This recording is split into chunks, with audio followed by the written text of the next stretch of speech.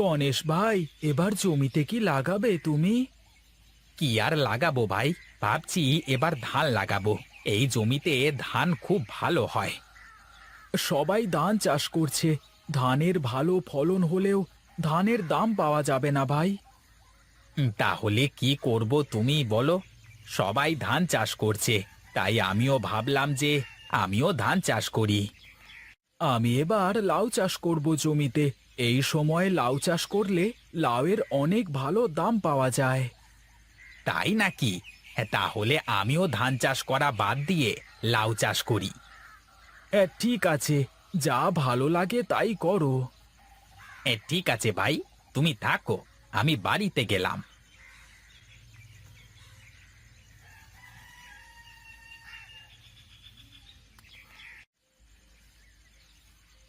গিন্নি, বলি ও গিন্নি, কোথায় গো তুমি?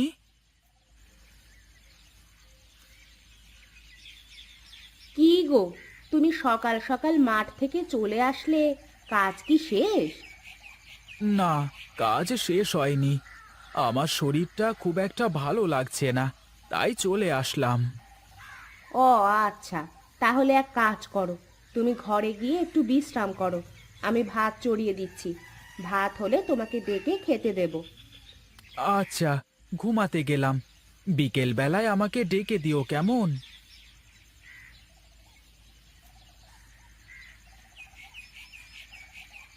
ওহ বাবারে, এ কি গরম! এই গরমের মধ্যে কি রান্না করা যায় নাকি? যাই, আমি থালা বাসনগুলো ধুয়ে নিয়ে আসি।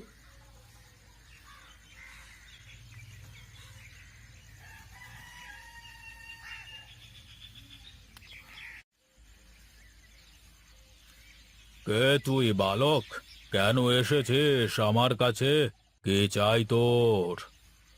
আমি আপনার শিষ্যতা গ্রহণ করতে চাই সাধু বাবা। সাধু ধর্ম এত সহজ ধর্ম নয় বালক। তুই যত সহজ ভাবিস এই সাধু ধর্মকে, তার থেকে অনেক কঠিন। সাধু ধর্মের অনেক নিয়ম কানুন আছে।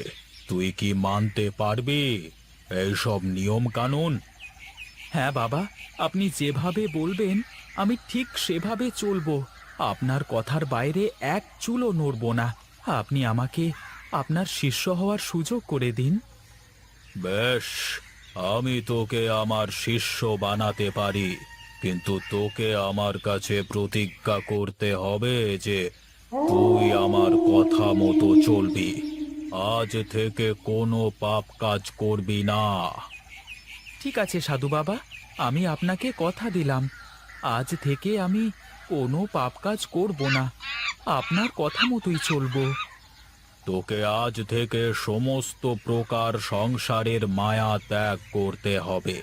নারী সঙ্গ জীবনের মতো ত্যাগ করতে হবে।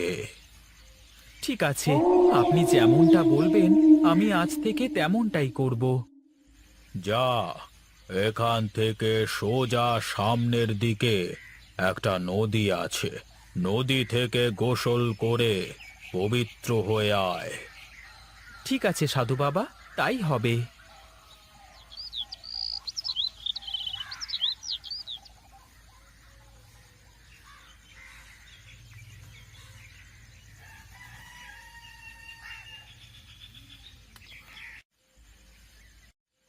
সাধু বাবা, আপনার কথা মতো আমি নদী থেকে গোসল করে পবিত্র হয়ে এসেছি। ঠিক আছে, আমার সামনে বস।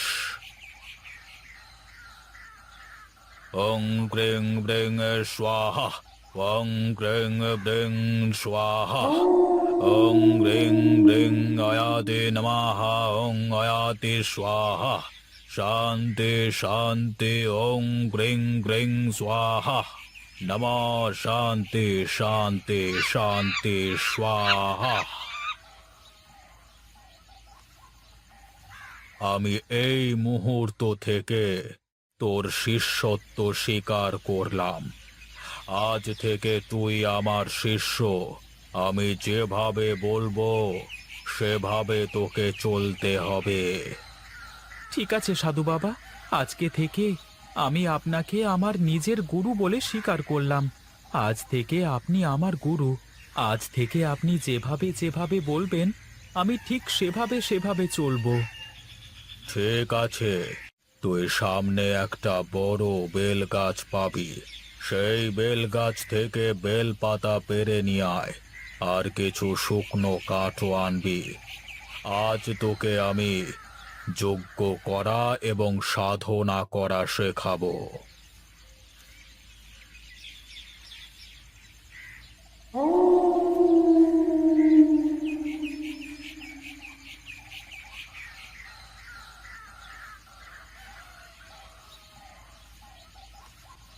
এই নিন সাধু বাবা, বেল পাতা আর বেল কাঠ।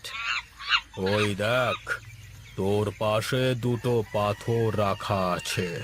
এই পাথর ঘষে বেল কাঠে আগুন জ্বালা।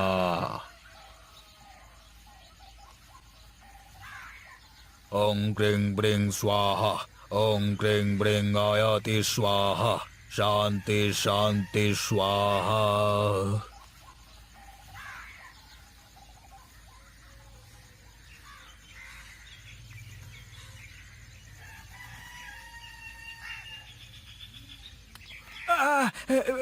ওরে বাবা!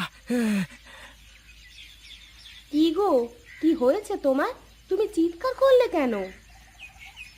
সুজয়, সুজয় আমাদের ছাড়বে না। সুজয় আমাদের মেরে ফেলবে। তুমি কি সব বলছো? আমি তো কিছুই বুঝতে পারছি না। কি সুজয়? সুজয় কেন আমাদের মেরে ফেলবে? যে ভয়ের জন্য তোমাকে নিয়ে আমি এত দূরে এসে বসবাস করছি, সেই ভয়টাই আমাকে পিছু ছাড়ছে না। আমরা দূরে এসে বাস করছি, মানে আমরা তো এখানেই থাকি। কি হয়েছে বলো তো তোমার? তুমি কি সব বলছো? আজ সময় এসে গেছে তোমাকে সব সত্যি খুলে বলবার। আমি এতদিন যে ঘটনা তোমার কাছে লুকিয়ে রেখেছিলাম সব বলবো তোমাকে। তুমি শোনো আমার কথা। আজ থেকে কয়েক বছর আগে আমরা কমলাপুর গ্রামে বসবাস করতাম। কমলাপুর গ্রামের সুজয় আর আমার মধ্যে খুব ভালো বন্ধুত্ব ছিল। একদিন আমি আর সুজয় একজনকার বাড়িতে দাওয়াত খেতে যাই। হঠাৎ আমাদের দুজনের মধ্যে কথা কাটাকাটি সৃষ্টি হয়, আর কথা কাটাকাটির এক পর্যায়ে মারামারির রূপ নেয়। সুজয়ের বউ আমাদের মারামারি দেখে সে আমাদের ঠেকাতে আসে। আমি রাগের মাথায় সুজয়ের বউকে ধাক্কা দিই। সুজয়ের বউ পড়ে গিয়ে চোখের দৃষ্টি হারায়। সুজয়ের বউ তার অন্ধত্ব স্বীকার করতে না পেরে গলায় দড়ি দিয়ে আত্মহত্যা করে। তারপর থেকে সুজয় আমাকে মারবার জন্য সব জায়গায় খুঁজে বেড়াতে থাকে। রায়পুর আমার বাড়িতে এসে আমাকে না পেয়ে তোমার মাথায় আঘাত করে চলে যায়। সেদিন থেকে তুমি তোমার সব স্মৃতিশক্তি হারিয়ে ফেলো, আর আমি তোমাকে নিয়ে এখানে এসে বসবাস করতে শুরু করি। কিন্তু তুমি এতদিন আমাকে এই সব কথা বলনি কেন? তোমাকে বললে তুমি খামোকা চিন্তা করতে, তাই আমি তোমাকে এতদিন এসব কথা বলিনি। কিন্তু আজ আমি স্বপ্ন দেখেছি সুজয় সন্ন্যাস ধর্ম গ্রহণ করে শক্তিশালী হয়ে গেছে অনেক, আর সে আমাদের ঘরে আগুন লাগিয়ে আমাদের মেরে ফেলবে। আজ থেকে সাবধানে থেকো গিন্নি। আচ্ছা, তুমি কোনো চিন্তা করো না আমাকে নিয়ে। আমি আজ থেকে সাবধানে থাকবো।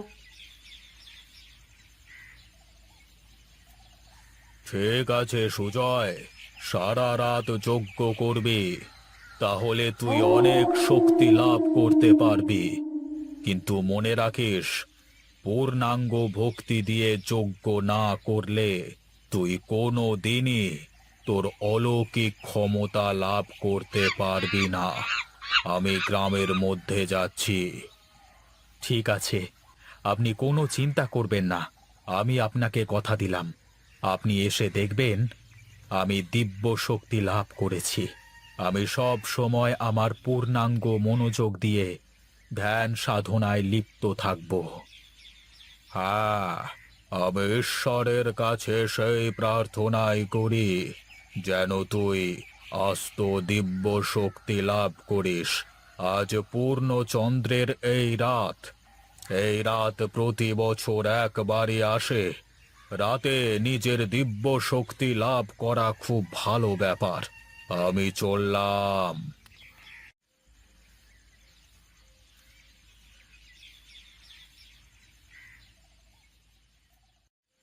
বাড়িতে কেউ আছো? একটু বেরিয়ে এসো।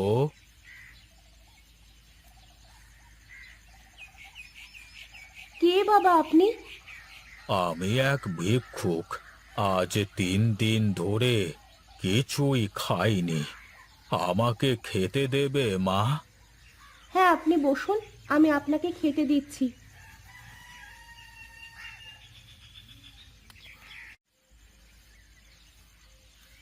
আপনার বুঝি এই দুনিয়ায় কেউ নেই? কে বলেছে দুনিয়ায় আমার কেউ নেই? এই পুরো জগৎ সংসারই তো আমার। আপনার যখনই ক্ষুধা লাগবে তখনই আপনি আমার বাড়িতে এসে খেয়ে যাবেন। তুই অনেক ভালো রে মা। সৃষ্টিকর্তা তোর মঙ্গল করুক। আমার খাওয়া শেষ, এখন আমি আসি। আপনি একটু দাঁড়ান, আমি আসছি।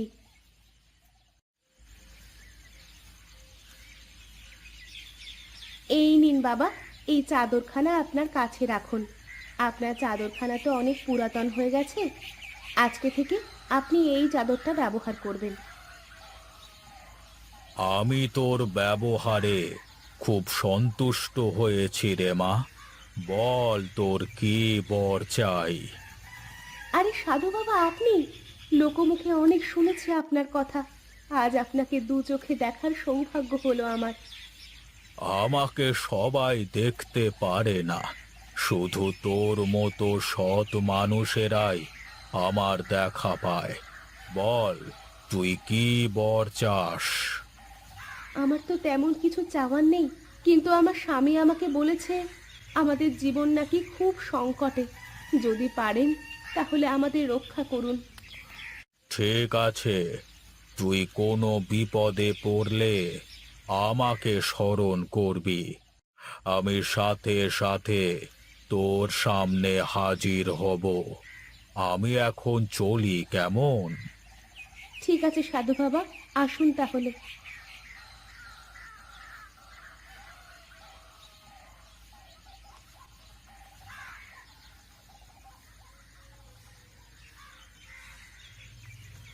সাধু বাবা, আপনি এসেছেন? তুমি বন্ধ চোখে আমার উপস্থিতি টের পেয়ে গেছো। তার মানে তুমি তোমার দিব্য শক্তি লাভ করেছো। হ্যাঁ, আমি আমার দিব্য শক্তি লাভ করেছি।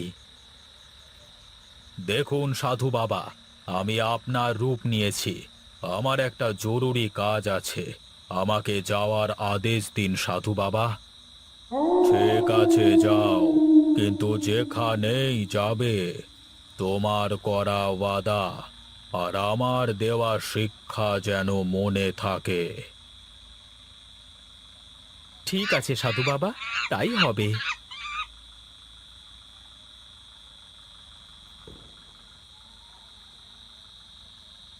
এই গোপাল, কোথায় তুই? বেরিয়ে আয়। আরে সুজয়, তুই এখানে?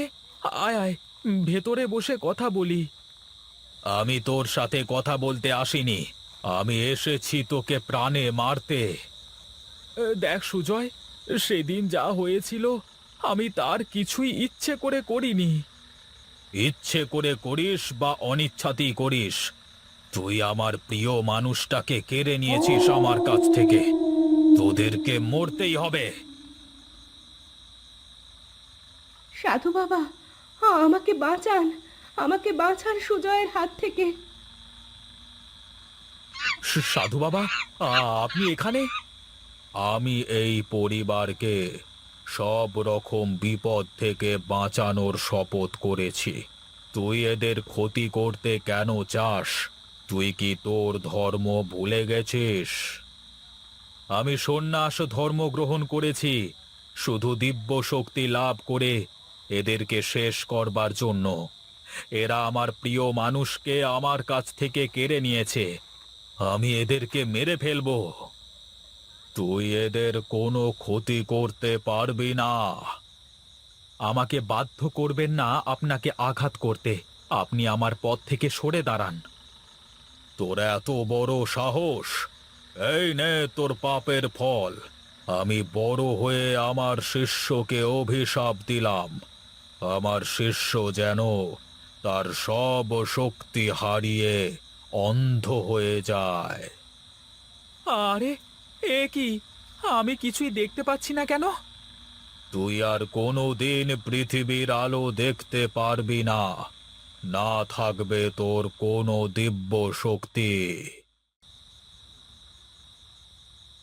সাধু বাবা, দয়া করে আপনি এমন করবেন না। আপনি ওর সব শক্তি ফিরিয়ে দিন। না, এমন করলে ও তোমাদেরকে মেরে ফেলবে। ঠিক আছে, ও যদি আমাদেরকে মেরে ফেলে শান্তি পায় তাহলে ওকে তাই করতে দিন। ওকে এত বড় শাস্তি দেবেন না। হ্যাঁ সাধু বাবা, আপনি তাই করুন। আমার স্বামীর ইচ্ছেতেই হোক বা অনিচ্ছেতেই হোক, সুজয় তার আপন মানুষ হারিয়েছে। আমরা চাই না এখন আমাদের জন্য ও সারা জীবন অন্ধ হয়ে থাক। এটাই আমার ইচ্ছে। দয়া করে সুজয়কে আগের মতো করে দিন। আচ্ছা, ঠিক আছে, তাই হবে। আমাকে তুই মাফ করে দে গোপাল। আমি সারা জীবন তোকে মেরে ফেলা ছাড়া আর কিছুই ভাবিনি। তুই আজ আমাকে নতুন জীবন দিয়েছিস। আমি তোদেরকে কথা দিলাম, সারা জীবন আমি ছায়ার মতো তোদের পাশে থেকে তোদেরকে রক্ষা করে যাব। আমাকে তুই মাফ করে দে।